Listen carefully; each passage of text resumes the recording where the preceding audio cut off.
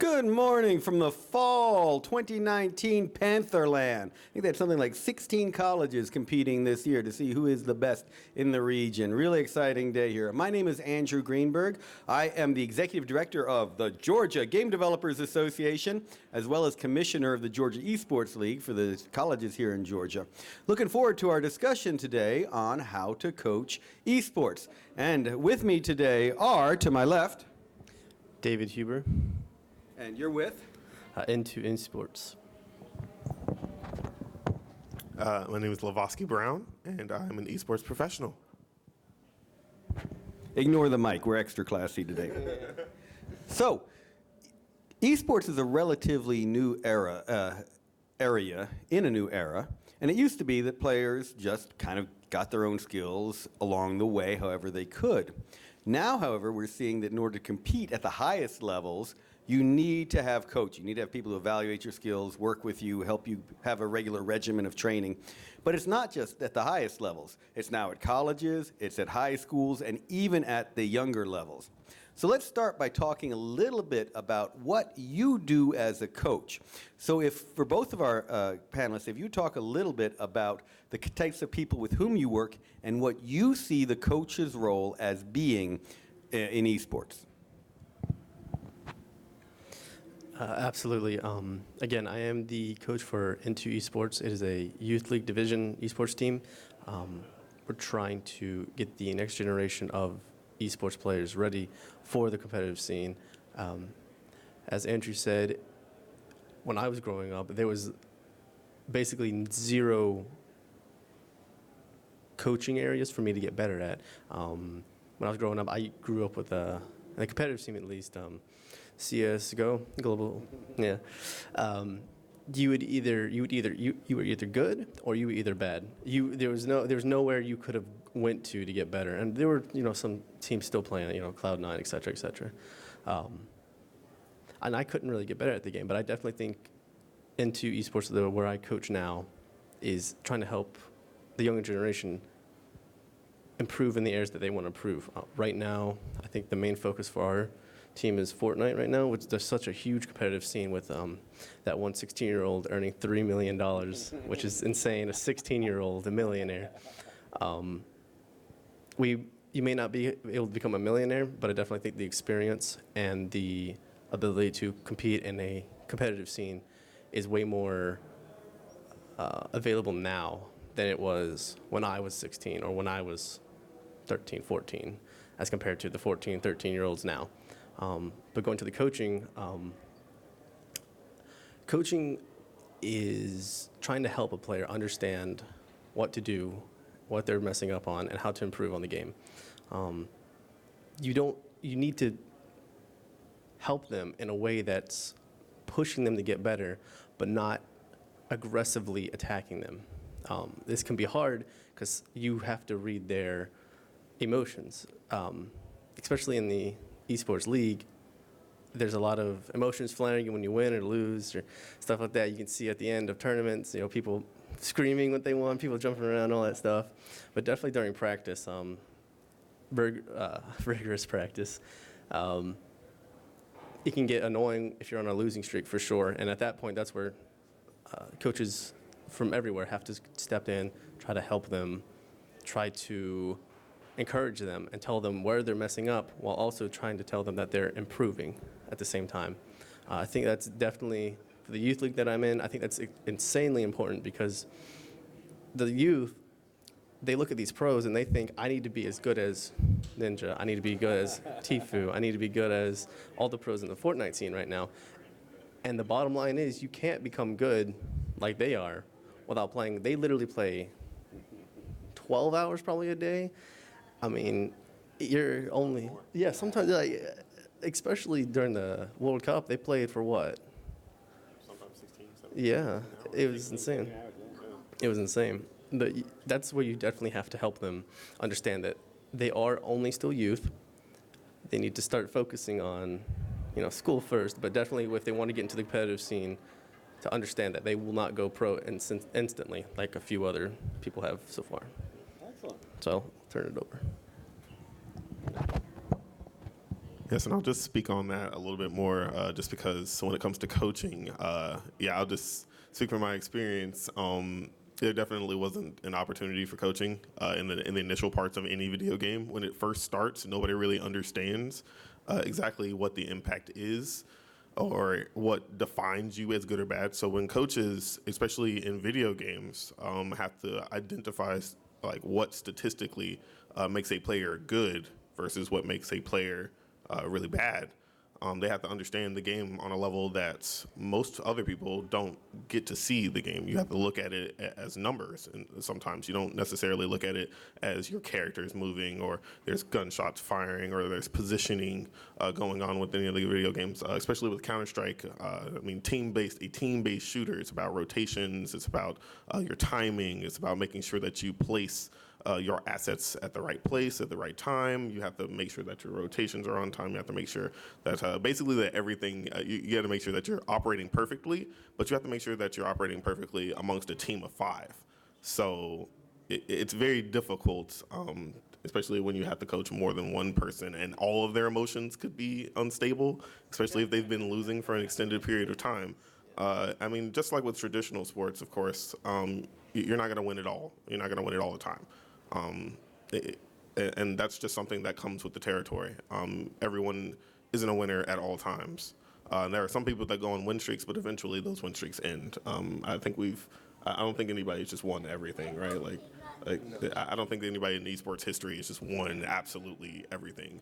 There have been people. I think the longest winning streak was in Smash 4. I think it was Zero, who won like 53 tournaments in a row for an entire year. Basically, nobody could beat the guy. So obviously that's a long win streak. But it takes a certain mental fortitude to stay on top at all times. And I believe he did have a coach that made sure that he stayed on top of his game. So there's somebody when there's somebody in your corner that's making sure that you're playing at your best and that mentally and like your health is like at its best, then you're going to play well. And I think that's something to really like zero in on, like focusing on your health, not just in the game and how healthy you are, but also in life. Like your physical health actually can define that as well. So I think that's something for coaches to understand as well, is that it's not necessarily just about coaching them in the game, it's coaching them in life as well. So both of you brought up some key, and I would say critical areas for coaching. In traditional coaching, I'm generally told there are 4 areas a coach is working on. 1 is the skills we've talked about. 2 is the teamwork you talked about. 3 is the dedication to continue doing work, and 4 is motivation. So all of these, it's very hard for any one person to keep generating these. So you need that outside force, like you talked about, the person in your corner to help bring you to that. So let's start with the skills part of it, because that's what most people think of as the coach's job, make them better at the game itself.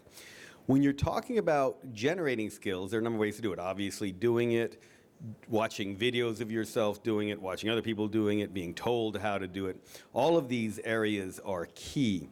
But for a coach, what role can they play in watching someone play a game and then give them feedback to improve it? What role can they play, and how can they do that effectively? David, you want to start that one again? I swear we'll start Levoski, one of you. So I definitely think the dedication outside of the times that we practice is insanely important. You can't, in any sport, even football, basketball, any of that, you can't just go to practice for 3 hours, and then leave, go home, sleep. You have to, after practice, work on it. Before practice, work on it. After, days before, days after, you keep on working on it. It's one of those areas where dedication, I think, is the main big issue on this. Without dedication and without the motivation from your players to your players as a coach, I definitely think it can die. We've seen many pro players stop playing because they just get burned out, and whether that's they themselves getting burned out or not enough motivation from their team or from their coach, we won't know. But Yeah, I definitely want to speak a bit more on the player burnout situation. We're seeing a very high commonality in esports and competitive gaming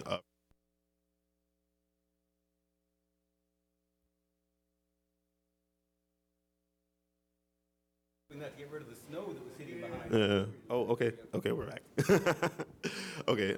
So yeah, speaking on what I was saying before, I think it's best for people to focus heavily on their growth and development, especially on their passion and dedication while they're staying on top of their game. But when it comes to burning out of that passion, burning out of that drive, we're seeing a commonality within esports. People burn out within like 3 or 4, sometimes 5 years at most. And it's just because they've been playing the same game for a long time. They might not be seeing the results that they want to see, especially if they're not winning at all and they haven't won for an extended period of time. Another game is going to end up coming out. So they'll try their hand at that for a bit of time and see, like, oh, yeah, do I really like this game? Okay, well, I dedicate hours and upon hours of this game to learn the skills that I need to be successful and to be professional at this game. I believe before Overwatch became the Overwatch League, before it was TF2. TF2 had its own scene and its own competitive leagues and whatnot. There were people that came from Counter-Strike. There were people that came from Call of Duty. They played other... Doom! Yeah, there were people that came from Doom as well. There were people that came from all sorts of shooters over into Overwatch because it was something new to them that they hadn't really experienced before. It was a 6-player environment, which actually I don't think there was a competitive game of 6 players before. It was TF2 even? TF2 was how many? 5? 4 at the time? I never played a 6-player. Yeah, I never played with 6 players either. So that was something new to experience as well. Usually they had their own meta. They had their own divisive method to them as well. So because it had such a unique meta and a unique build to it, a lot of people kind of like dove into it. So when the Overwatch League got announced and you have professional teams paying $20 million just for a spot and paying each one of those players $50,000 plus their medical, dental, and vision insurances, that sounds pretty good to me. I don't know about you guys. I mean, like I get that at my day job, and they're playing video games to get the same thing. So honestly, when it comes to like having the drive, I think it's based heavily around the community that's built around the game, and also the potential that game has as well. So it's not necessarily just on them when it comes to dedication. The dedication part definitely helps develop their skills and develop their assets and make them a valuable player for whatever team they end up playing on. However, I think that it definitely has it has to come from within as well. So you both touched on teamwork and the size of the teams we have. So I'd like to have both of you talk a little bit about how do you teach teamwork. There is this ridiculous stereotype of the gamer as a loner in the basement playing games, when in fact, when people are playing games, they're generally enjoying time spent with other people, even if it's being spent virtually. So teamwork is not exactly new, but it's not the common view of how these games are played. But now we do have to teach people teamwork on various levels, both the introductory level for youth leagues and the higher level for the pros. So how do you teach gamers teamwork? You want me to try this one? Sure, let's start with Bob. Like I know you said you wanted me to start for once. Okay, so teaching teamwork. It is definitely one of those things that is easy to learn, difficult to master. Teamwork is heavily based around the synergy that you build between multiple individuals. And as a coach, you have to be that anchor that brings everyone together and helps them understand that we are one team and we have one goal. Our goal is to win and to win dominantly. And so in order to do so, you're going to have to develop, a team's atmosphere that's going to be conducive to learning, not just within themselves, but from each other, because there's so much that teammates can learn from each other. Like even if I'm a tank player and he's a DPS player, the things that we can learn from each other, obviously tanks focus heavily on their position and they make sure that they're in front of their DPS. So that's something that the DPS can focus on, their positioning. The DPS can make sure that they're hitting their shots, and that's something that the tank can also do. The tank isn't there just to soak up damage, but they can deal damage too. So they can definitely learn a thing or two from there as well.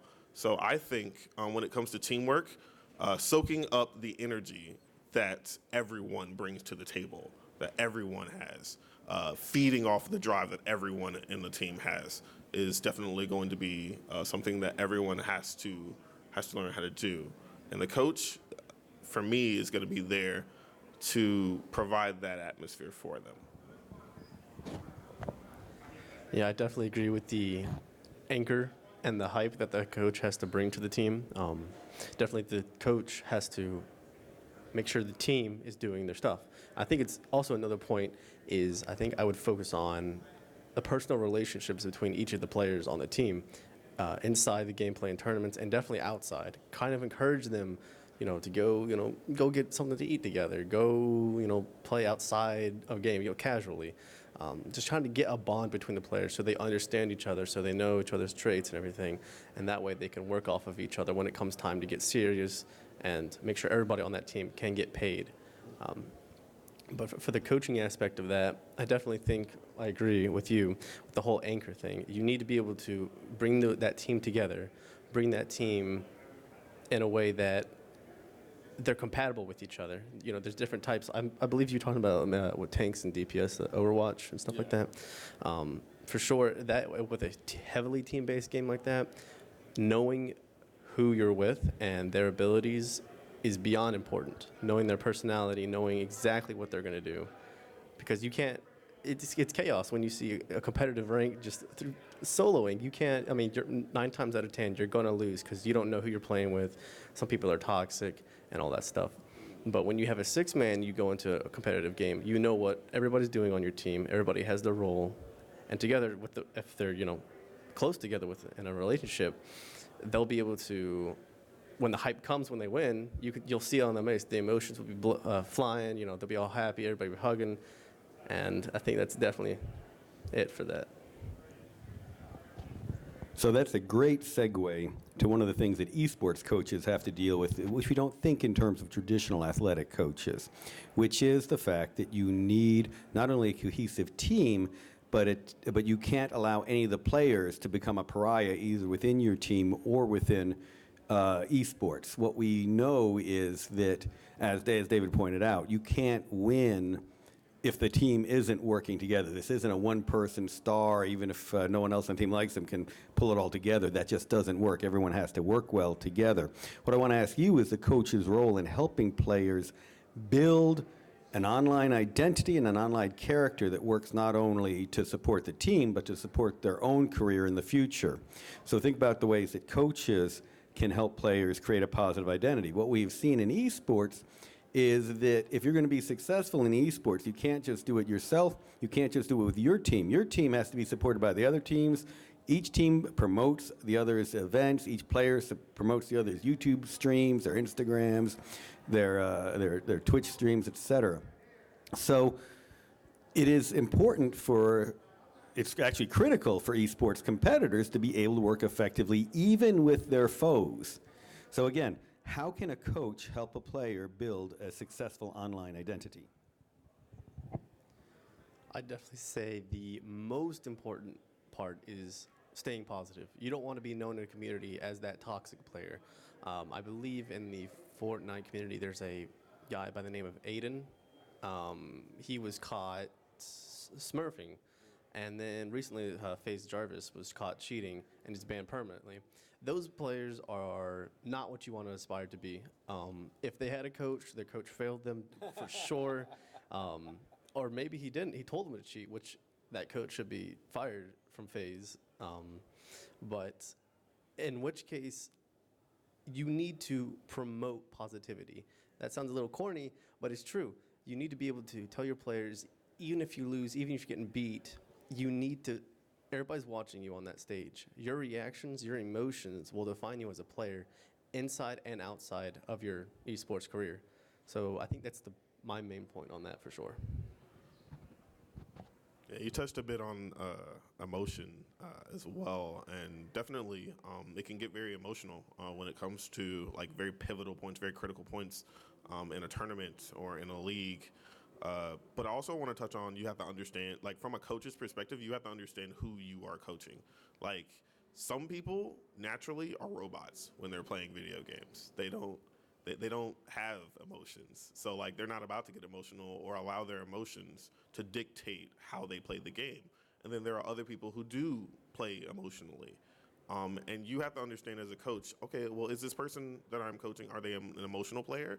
How are they going to react when this happens? You have to understand them almost on a molecular level. You have to know this person like very well. So you got to really get like psychologically into this individual and understand exactly who you're dealing with, so that you know how to coach them. You know how to best assist them in developing their personal skills and in their professional skills. So for me, I want to touch on both. So for the robot that's going to be playing video games, you understand that he's not necessarily going to react to anyone that is instigating them or like trying to egg them on or trying to get them to that point. So you know you don't have to talk them down about that. You can just focus on their gameplay. You can just say, hey, you did this at this time. You should do this instead. You can just correct their gameplay. You can just correct what they're doing within the game specifically. But for that emotional player, you may have to bring them back to like tell them, like, look, we got to calm down. We got to stay focused. We got to stay objective when it comes to this. We have to really push through and come through on the positive end of this. So for that emotional player, they react more to that sort of positive reinforcement. Because when they receive that, they're going to play out of their minds. They may have their lowest lows when they're emotional, but if they're focused on those emotions, honestly, they can have their highest highs. So you're going to have a robot that's going to be a really consistent player, but you're going to have an emotional player that's a really high skill cap as well. So you have to understand exactly who you're coaching, I think. So I like that. You have to train a player in impulse control as well as crowd control. So let's talk a little bit about that training regimen. You both deal with different levels of the sports. As a coach, what kind of training regimen would you like one of your players to see? We can't play games all the time, no matter how much I've tried. But we do, and to be honest, we lose effectiveness after that 16th hour of playing. You have to rest at some point. One of the points of esports, one of the critical aspects of esports, is how many decisions you can make per second, your ability to make those microsecond calculations. So for you, what kind of training regimen would you like to see your players take on? So for a training regimen, personally, I like to create one that's more conducive to their physical aspects. Because if they're not taking care of their physical body, they're not going to be able to game for a very long time. Sitting in that chair, no matter how comfortable a chair you purchase, even if you can't purchase the $600 chairs that are on the market, when you sit there for an extended amount of time, it is going to hurt your back and it is going to hurt your butt. So if you sit in that chair for way too long, you're going to see a decline in their overall performance and their consistency.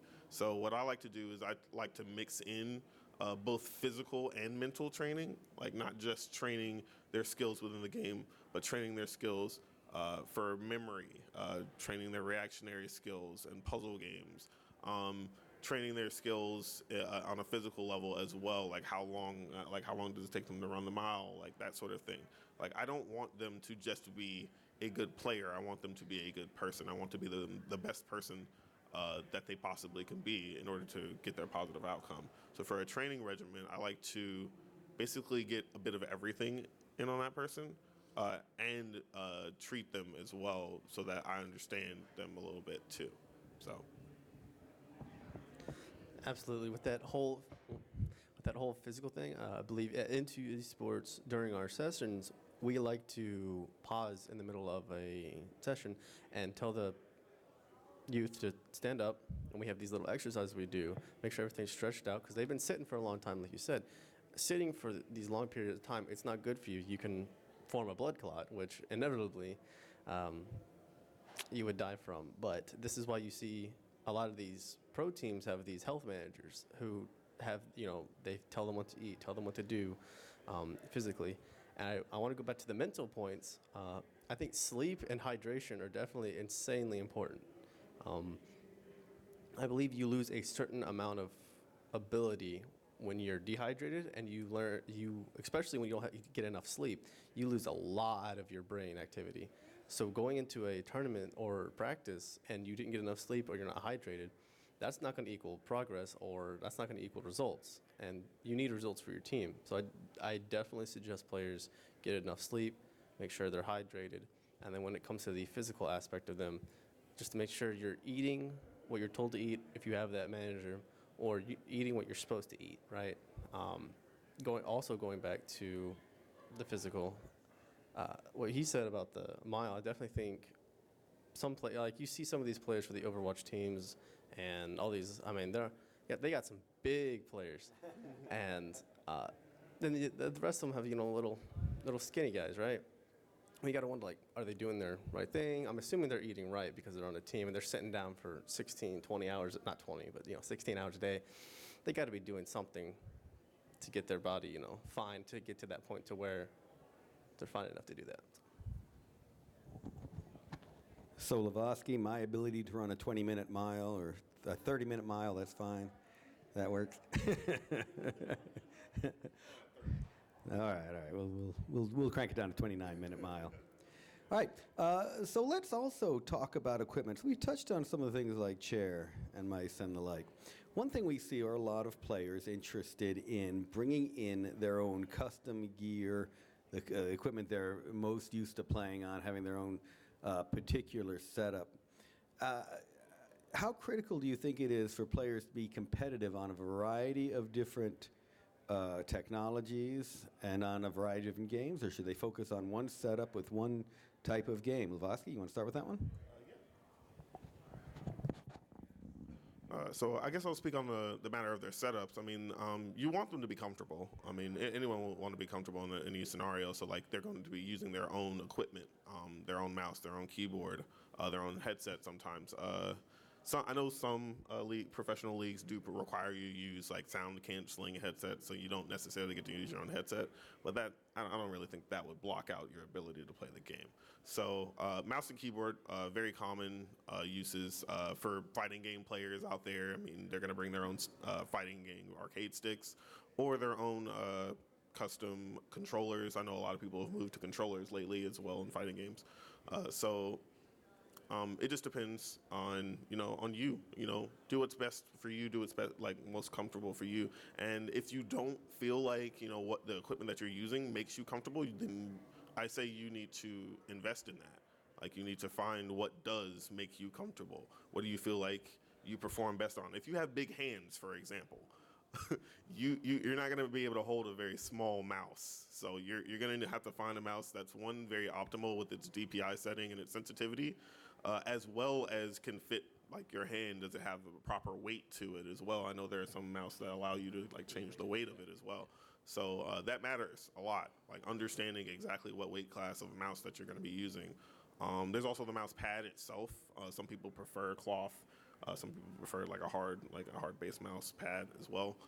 So it just depends on you, but you're going to have to find that niche. Like that's going to be up to the player and the coach to provide suggestions to that player on what they may find comfortable for them as well. So. Yeah, I definitely think you've hit a lot of the major points. The only thing I'd really add would be telling players to find equipment that makes them comfortable. I see way too many, especially in our youth division, I see way too many players wanting to be like the pros. So they buy their branded mouse, their branded keyboard, their branded monitor, their branded computer. You don't need that. You need stuff that makes you comfortable, that makes your gameplay excel. Their settings on the game might be optimal for you, but their gear themselves, you can get used to it, sure, but that's not how you're going to get better at the game. So that's the only real point I'm going to hit on, because I think you've definitely hit that on the nail right there. Excellent. So we've talked a good bit about tournaments and play and keeping your emotions in check for that. But to be honest, most esports are a season, and you've got an extended period of time when you're playing over and over again with the same people, et cetera, et cetera. So obviously hard to keep focus, dedication, inspiration, and so on. What role can a coach have in keeping a team both focused and inspired over the long haul? Levoski, you want to start on that one? So keeping someone focused, especially on one specific game for a very long time. First, let me say, when it comes to seasons, yeah, they come and go, obviously. So, but there are some games out there that do not have seasons. They just go all year. Like there's tournaments back to back to back, and like you're going to have to decide, at least from my perspective, which ones you do want to go to and which ones you don't want to go to. You don't have to go to every single tournament. You can, but you should not. A lot of people try to make as many tournaments as humanly possible, and that places a very heavy burden, a very heavy strain on their bodies. And it's going to affect your performance. If you feel like, you're on your seasonal high at the time, you're like, oh, I'm playing at my best. Like, I want to go to this tournament, I want to go to this tournament, I want to go to this tournament. And now you're booked for 6 tournaments in 1 month.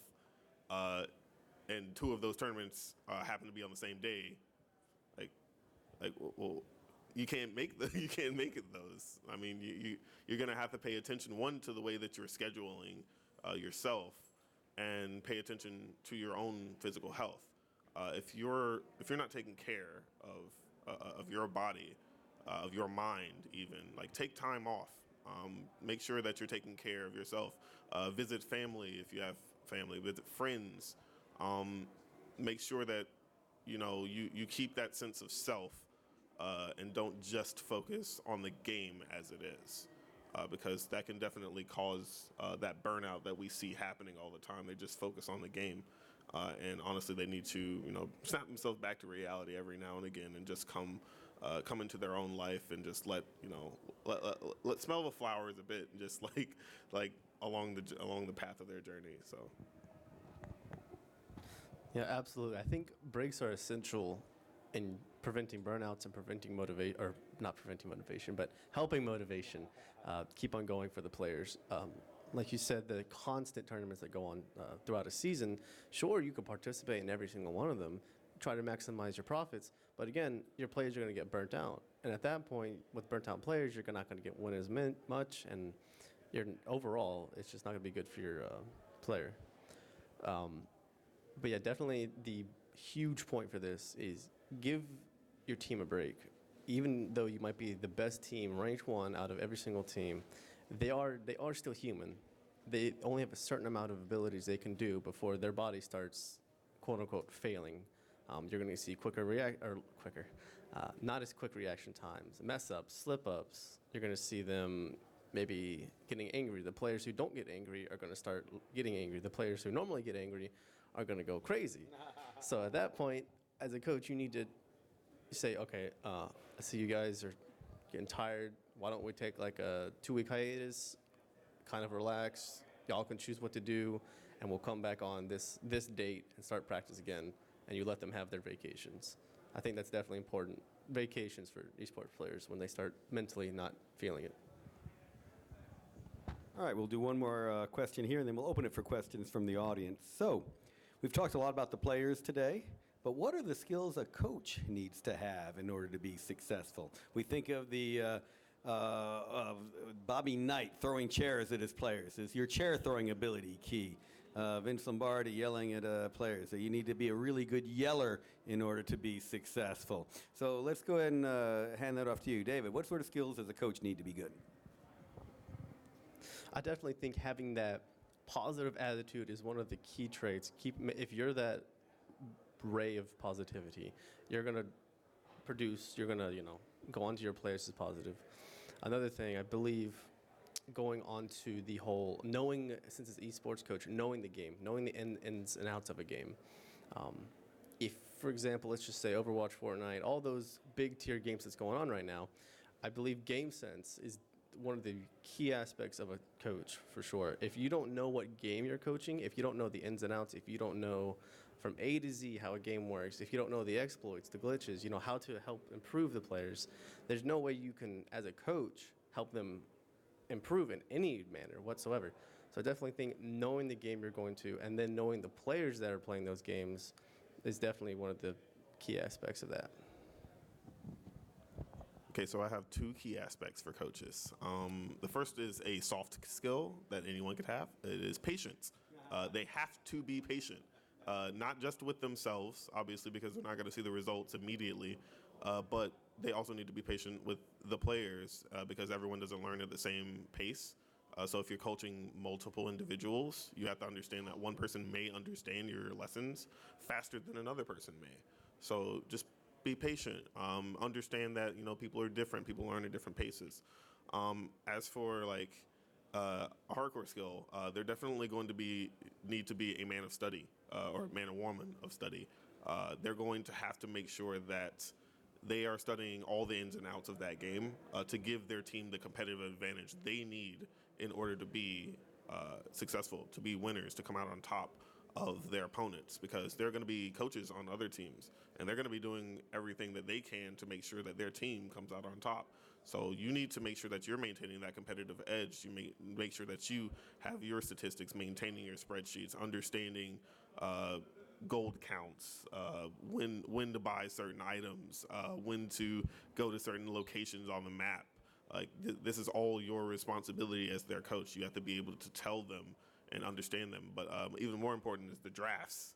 If you're playing a MOBA, you have to understand what champions or what gods or whatever characters are in the video game, what they do and how they synergize, and who on your team plays those characters best.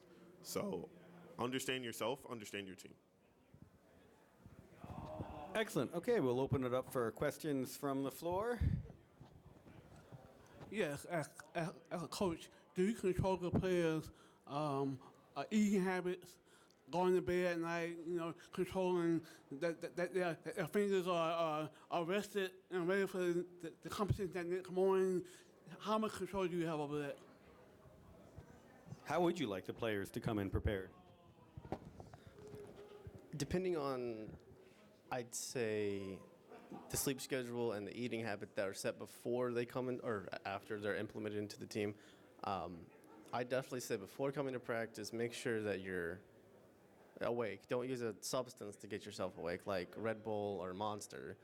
Like that's not. I mean, you're gonna crash, and that's not what the team needs. So if they're sticking to the sleep schedule and they're sticking to their exercises, which they are their own person, and at that point, you need to have the trust in your players that they're going to be doing what they're told to do, and you need to be the motivation to try to help them. But ultimately, they are their own person, and you have to trust that they're doing their thing. I'll take it from a managerial standpoint. It's going to depend on the budget, exactly how much you're controlling what they're doing. So some teams, of course, can't afford a nutritionist, a chef, a house to have them in, somebody to manage them while they're at that house. Like everyone's not necessarily there at that point for esports teams. But when it comes to coaching, you're going to have to understand where your budget is and exactly how much you're spending, and then exactly how much control you want to have over them. If you want them to practice autonomy, then you're going to have to encourage autonomy. So you're going to have to tell them, hey, this is the best thing that you can do for yourself. If they want the best for themselves, they're going to do that thing. If they do not want the best for themselves, they're not taking you seriously as a coach, and you may end up parting ways later down the line because obviously if you as a coach are taking your job seriously, but the player is not taking you as a coach seriously, then that can create a very serious discrepancy between the two. So train your players to coach themselves. All right, questions here in the back? How do you recommend someone get started if they want to coach?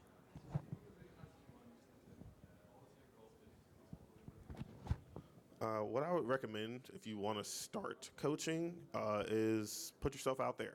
Make sure that you're on social media stating that you're looking for a team to be a coach. This is what you offer. This is the statistical data I have on this video game and exactly how I can add value to this team or to this individual.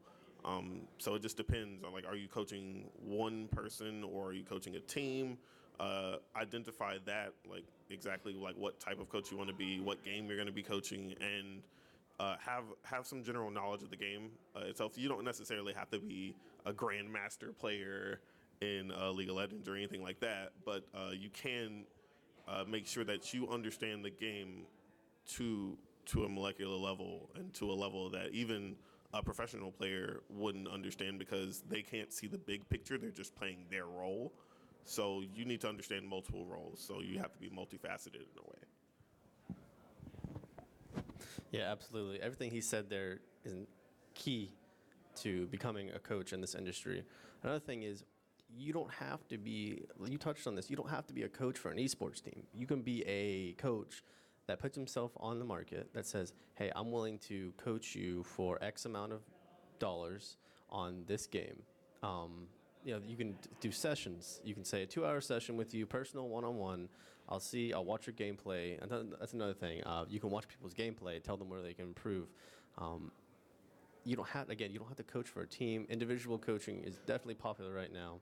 And I would recommend that if you would want to start getting into the industry for sure. I believe you have time for one more question. Hello. Okay, so how do you feel about coaches who are very, not too aggressive, but like a little aggressive on their players? All right, Coach Agro. Okay, so I'll ask this question. Have you ever played football? Okay, basketball? Any aggro sports, basically? Okay, so I played all of those sports, basically, and I had very aggressive coaches. And I think, personally, that it can be helpful, especially in competitive games, because a lot of the times these individuals didn't come from backgrounds where they played traditional sports. So creating that atmosphere that's almost similar to traditional sports is imperative, because you're not going to take this seriously unless somebody's hard on you. Like, unless somebody actually cares about you and they actually say, look, you are doing this wrong. You're taking about this all wrong, and this is how you can improve it. Now, you can, like, you as a person, like you as the player, can be offended by that if you would like, but this person is doing their job. They genuinely care about your growth and your development. So, honestly, I guess it's just dependent on the players, but it's also dependent on the coach. I think aggro coaches have their place depending on the team atmosphere itself. Obviously, I don't think they should be aggro at all times. Like, there should be some sort of continuity between the two. But, like, I think they have a place, I would say. Yeah, definitely, I agree. Aggro coaches, I believe, do need to be implemented, but you shouldn't be yelling at your players every single time they mess up. You need to, at first, if it's a mistake they keep on making, you need to kind of say, hey, you're messing up at aiming at this. You really need to improve that. And they might be bringing the team down. And at that point, I think that's where an aggro coach definitely needs to shine. If the player is bringing the other people on their team down, say a DPS on Overwatch, that fires in the sky, and she's not getting shot down, your tanks are dying, your healers are dying. At that point, you need to say, hey, this is the Pharah. DPS needs to handle it. And especially you see in the normal competitive pool, a lot of people are toxic, which is not what you need to do. Screaming at each other is definitely not the key to everything. But I definitely think being hard on your players is something that needs to happen, and the players need to understand that the coaches aren't mad at them, that they care for them and they want to see them improve and ultimately be successful at what they're doing. And it's very interesting. In old-style sports, I often see the coaches needing to get the players' emotions up and excited. In esports, I almost always see the players coming in hyped and excited, and you've got to bring them down and focus. It's actually the anti-aggro coach who I've seen being the most successful. It is the coach who can get them to focus, get them working, and especially working together. So with that, thank you very much from the Georgia Esports League, from N2 Esports, from Levoski himself. Thank you for joining us, and join us for our next workshop.